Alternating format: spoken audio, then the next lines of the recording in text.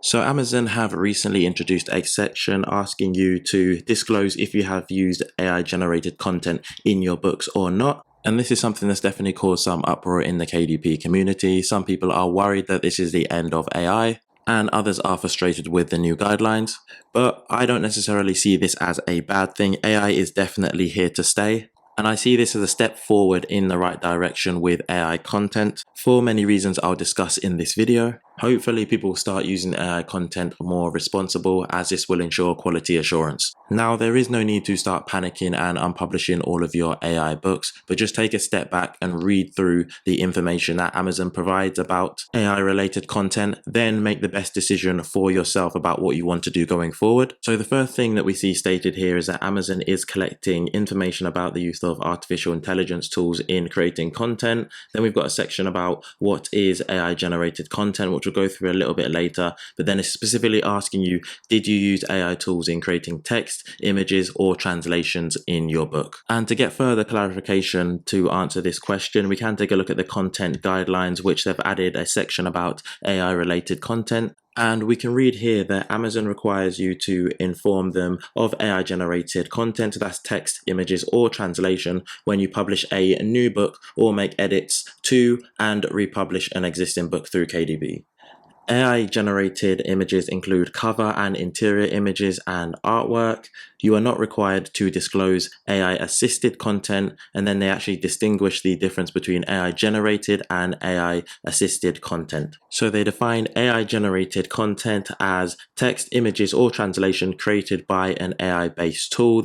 If you've used an AI-based tool to create the actual content, whether text, images, or translation is considered AI-generated, even if you applied substantial edits afterwards. Now, for example, I see this as if you've wanted to create a story and you've used ChatGPT to create the story, and then you've gone in and edited it, then ChatGPT still generated the story. Similar to Midjourney, if you've used it to create some coloring book images, then it was still Midjourney that generated the images, and then you've just gone in and maybe made a few edits to the image. However, with AI assisted, Amazon defines it as if you created the content yourself and used AI-based tools to edit, refine, error check, or otherwise improve that content, whether text or images, then it's considered AI-assisted and not AI-generated. Similarly, if you've used an AI-based tool to brainstorm and generate ideas, but ultimately created the text or images yourself, then this is also considered AI-assisted and not AI-generated. And then Amazon states that it's also not necessary to inform us of the use of such tools or processes. So again, this is pretty clear for me. If you have created the story yourself and then used an AI tool to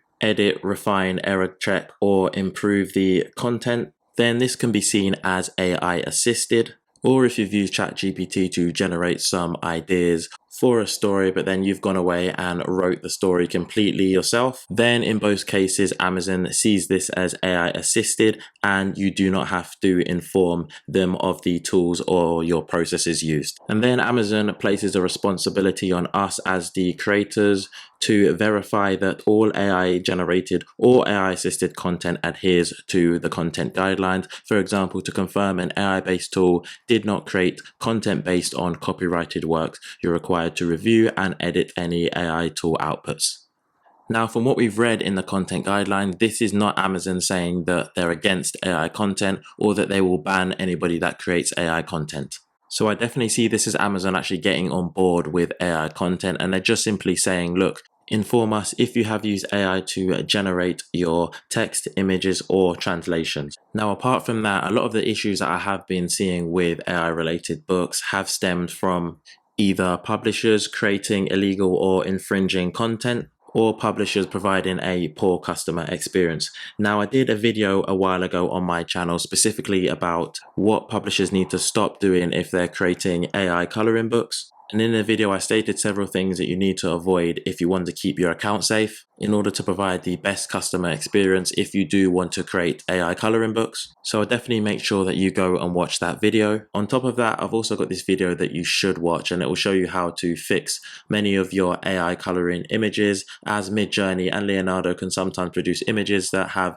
odd things such as more arms and legs. So the Magic Eraser tool is a great way to improve these images. And I'm one of the few people that have actually built up an AI coloring book brand on Amazon and actually shown it and shared it with my subscribers. And you can go and take a look through the brand D&D Coloring Book Press. All the images were created in Midjourney, and I took the time to upscale it, edit it, and make some changes to them, as I believe too many people are just creating images in Midjourney and just slapping it in a book and throwing it on Amazon. But if you scroll through those books, you can see that they've all got positive reviews. So the first Owl coloring book, it has around 17 reviews, 4.5 star.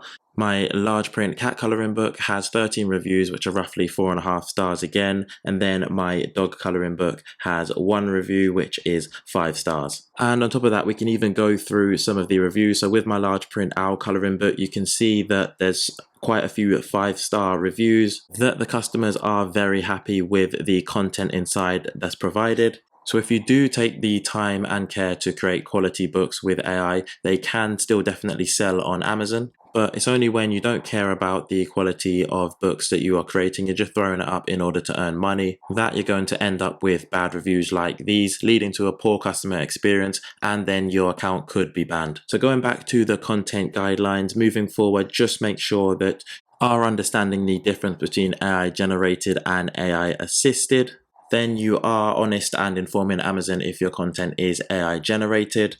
But you are also making sure that your book's content is not illegal or infringing content, and then it's also not providing a poor customer experience. However, if you do have any books that go against those content guidelines, then I would recommend you unpublish those. So going forward, I still personally will be publishing books with AI, and I will still show videos and tutorials on how to safely do so. But if you don't want to, that's completely fine, and I will still have other videos showing you how to outsource or find other ways in order to create great books. And this is only part 1 of the video. I will be walking you through my process of a new coloring book that I'll be adding to D&D Press in part 2, and then showing you what the new changes with AI books will look like moving forward. But again, if you are using AI generated content, then just make sure that you do click yes and then select which particular option that you are using. So if it is an image, just make sure that you click on select, and then you'll be provided with 4 different options. So the first is one or few AI generated images with minimal or no editing. Then you've got one or few AI generated images with extensive editing. Third one is many AI generated images with minimal or no editing. And then fourth is many AI generated images with extensive editing. So just choose the best honest option most suited to your particular book. And just quickly to mention, another thing I have been seeing that a lot of people worrying about in relation to AI content is hiring freelancers, using images from Midjourney if they've been stolen from somewhere else, or even using images from third-party sites. So in regards to hiring freelancers, you should always ask them where they get their images from. And the ones that I've used, they are more than happy to let me know where they get their images from. And if they don't clarify that information, I'll definitely recommend not using them. In the case of websites such as Creative Fabrica, you are actually required to state if your image has been AI generated or not. But even if you do use Creative Fabrica images, I would definitely recommend that you make some edits to them. And a great website that I've been using just to ensure that my images have not been taken from anyone else or stolen from anyone is Tineye, and it's a reverse image search. And uploading your image to this website will allow you to verify the originality of an image. It will also allow you to avoid copyright infringement, as you can check if an image has been illegally sourced or reproduced. And then you can also track an image usage and see how and where they've been used online. And it's very easy to use. All you need to do is just upload your image to the website. So thanks for watching another video. Let me know what you think about these new updates, and be on the lookout for part 2, which will be out in the next few days.